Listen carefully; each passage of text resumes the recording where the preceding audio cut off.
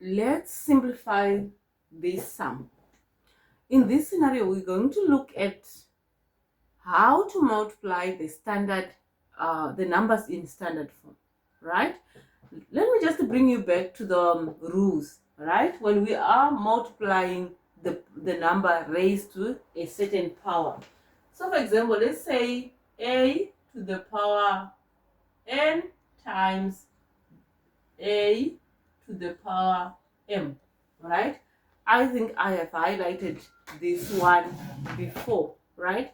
A to the power n times m to the power n. This will be rewritten or else simplified as follows, where you have to say a to the power of n plus m. So let's go back to our expression where it says simplify 6 times 10 to the power of 9 times 8 times 10 to the power of 2. So how do we simplify this? Let me just group the like terms together because it doesn't matter anywhere. So it's going to be 6 times 8 times 10 to the power of 9 times 10 to the power of 2. Remember, these have got exactly the same base. So in short, we need to add the powers. All right. So and this can be simplified. So it's going to be 48. 6 times 8, that's your 48, times 10 to the power of 9 plus 2. Therefore, our answer will be 48 times 10 to the power of 11. Remember, we are required to put this answer in a standard format with the base 10. So in short, you need to make sure that the number that you got here cannot be divided by 10.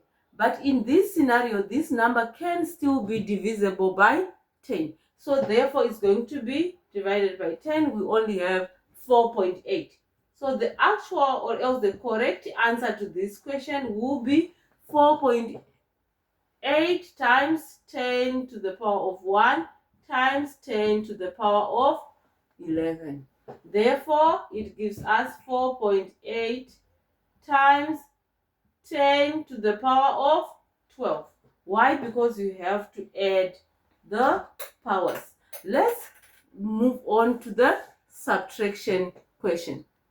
So with the subtraction of power principle works when you are dividing the numbers raised, the same number raised to the same power. So let's look at this example and juggle your memory on the rule that you are required. Let's just say a divided by a to the power n divided by b to the power a to the power m, right?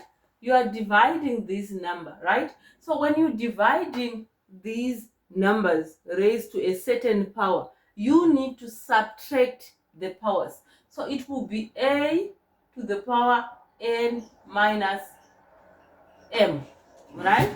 So it will be rewritten as a to the power n minus m.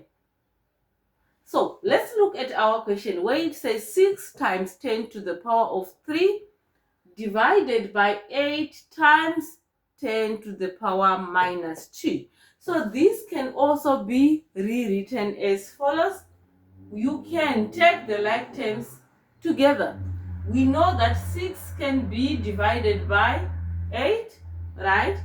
And then times 10 to the power 3, it can also be divided by 10 to the power minus 2. Remember, I said when you're dividing the number raised to the powers, you must minus them.